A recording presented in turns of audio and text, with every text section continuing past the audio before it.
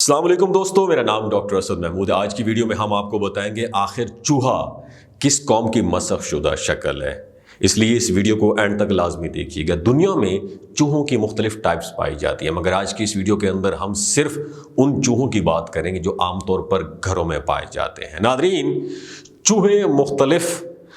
چوہوں کے بارے میں مختلف قسم کے ہمارے ذہنوں میں سوال آتے ہیں کہ مذہب اسلام میں چوہوں کو مار ڈالنے کا حکم کیوں ہوا ہے؟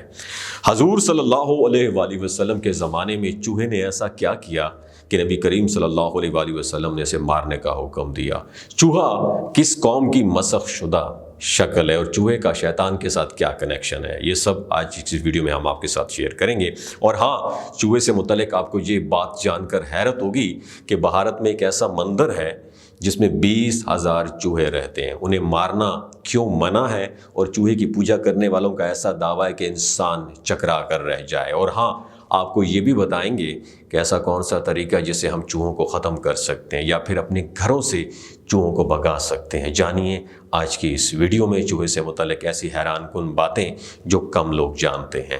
ناظرین محترم، ماہرین کا ماننا ہے کہ چوہے سے بڑھ کر کوئی اور فسادی جانور نہیں ہے، کیونکہ چوہا نہ چھوٹے کو بخشتا ہے اور نہ ہی کسی بڑے کو۔ چوہے کے سامنے جو کچھ بھی آتا ہے وہ اس کو تباہ و برباد کر کے رکھ دیتا ہے۔ اور چوہے کی فسادی ہونے کی مثال یہ بھی بتائی جاتی ہے کہ یہ جب کسی ایسی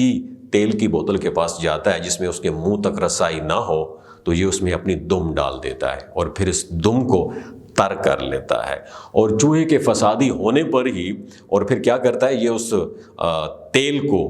چوس لیتا ہے اپنی دم کو، اور اس طرح یہ تمام تیل جو ہے نا ختم کر دیتا ہے۔ اور چوہے کی فسادی ہونے پر حضور صلی اللہ علیہ وآلہ وسلم نے اس کو قتل کرنے کا حکم دیا ہے، خواہ احرام کی صورت میں حرم شریف میں کیوں نہ ہو یا احرام کے بغیر، ہر حالت میں حضور صلی اللہ علیہ وآلہ وسلم نے اس کو مارنے کا حکم دیا۔ اس کے علاوہ حضور صلی اللہ علیہ وآلہ وسلم نے سانپ اور بچھو وغیرہ کو قتل کرنے کا حکم دیا ہے کہ جس طرح چوہا فاسق اور فسادی جانور ہوتا ہے، اس طرح بچھو اور سانپ وغیرہ بھی فاسق اور فسادی جانور ہوتے ہیں۔ اور دوسری وجہ یہ بھی بیان کی جاتی ہے کہ چوہے نے حضرت نوح علیہ السلام کی کشتی جو تھی نا اس کی رسی کاٹ دی تھی، اسی وجہ سے اس کو مارنے کا حکم دیا ہے۔ اور ابو بکر اپنی کتاب جو ہے اس میں احکام القرآن میں یزید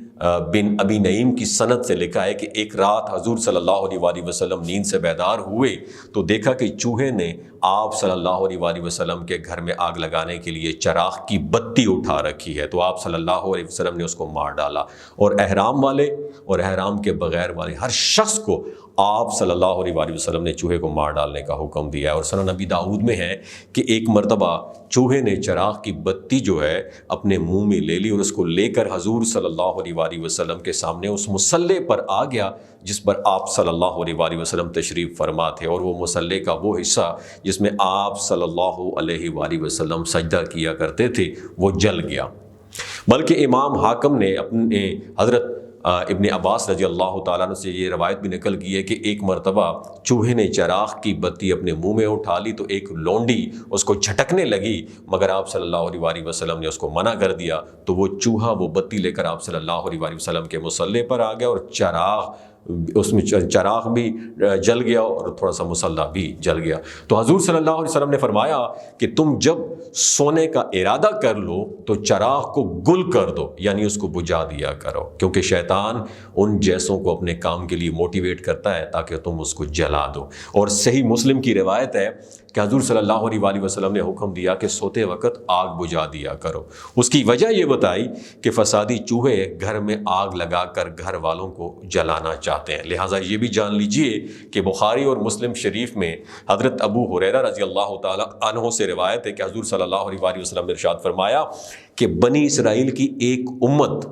گم ہو گئی تھی، معلوم نہیں ہے کہ وہ کہاں ہیں، اور مجھے اس کے سوا اور کوئی بات نظر نہیں آتی کہ وہ لوگ یہی چوہے ہیں، انہوں نے مسخ ہو کر یہ شکل اختیار کر لی ہے۔ تم نہیں دیکھتے کہ جب ان کے سامنے اونٹنی کا دودھ رکھا جائے تو بنی اسرائیل کی طرح اس کو نہیں پیتے، اگر ان کے لیے بکری کا دودھ رکھا جائے تو وہ اسے غٹا غٹ پی لیتے ہیں، کیونکہ بنی اسرائیل پر اونٹ کا دودھ اور گوشت حرام تھا اور بکری کا دودھ اور گوشت حلال تھا، اس لیے ان چوہوں کا اونٹ کے دودھ سے اعتراض کرنا یعنی اس کو نہ پینا اور بکری کے دودھ گوشت کو کھا پی لینا اس بات کی دلیل ہے کہ یہ چوہے بنی اسرائیل کی ہی قوم کی مسخ شدہ شکل ہے۔ حضرت ابو ہریرہ رضی اللہ تعالیٰ عنہ نے کہا کہ میں نے یہ حدیث کعب احبار رضی اللہ تعالیٰ عنہ کو سنائی تو انہوں نے کہا کیا تم نے رسول اللہ صلی اللہ علیہ وسلم سے سنا تھا؟ تو میں نے کہا ہاں۔ انہوں نے بار بار یہی سوال کیا تو میں نے کہا میں تو تورات پڑھتا ہوں کہ وہاں سے بیان کروں گا۔ اسحاق نے اپنی روایت میں کہا کہ ہم نہیں جانتے کہ ان کا کیا بنا۔ یہ چوہے اس قدر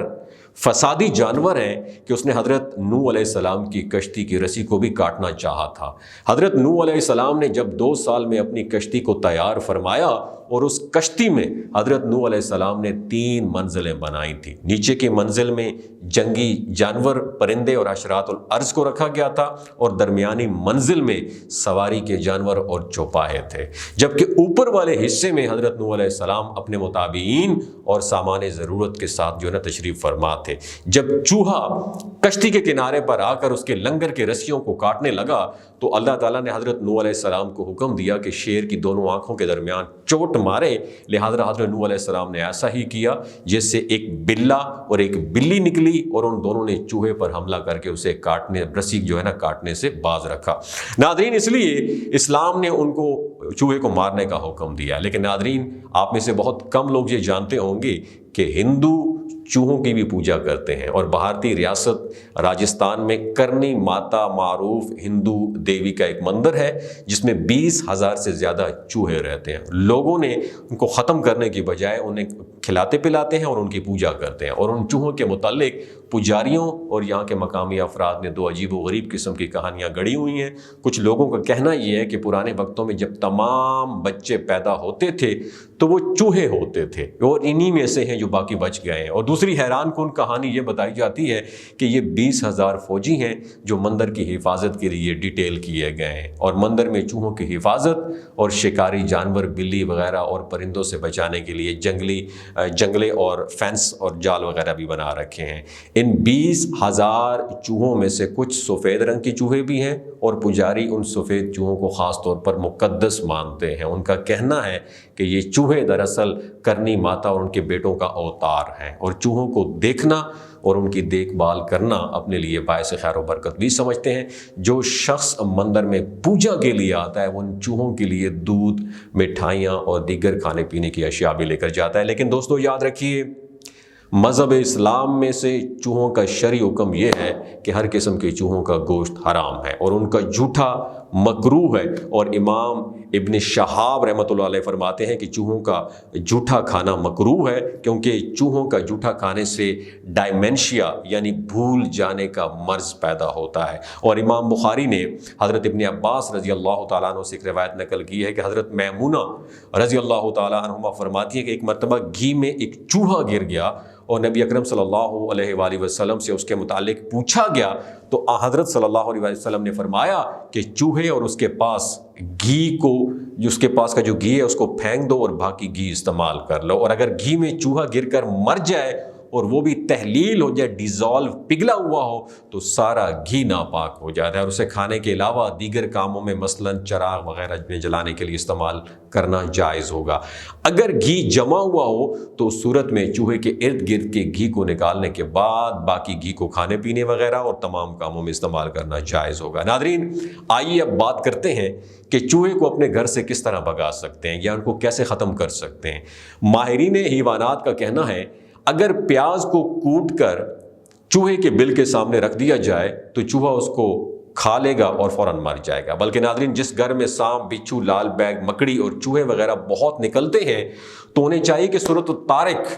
جو کہ پارہ نمبر 30 میں ہے، اس سورہ کو باوضو صاف کاغذ پر لکھ کر دیوار پر پیسٹ کر دیں، انشاءاللہ اس کے لگے رہنے سے کوئی موذی جانور گھر میں نظر نہیں آئے گا، اور اگر کبھی نظر بھی آیا تو وہ نقصان پہنچائے بغیر چلا جائے گا۔ امید ہے آج کی ویڈیو آپ کو بہت اچھی لگی ہوگی۔ اگر ویڈیو اچھی لگی ہو تو لائک کر کے ہمارے چینل کو سبسکرائب بھی ضرور کیجیے۔ اپنا بہت خیال رکھیے گا۔ اللہ حافظ۔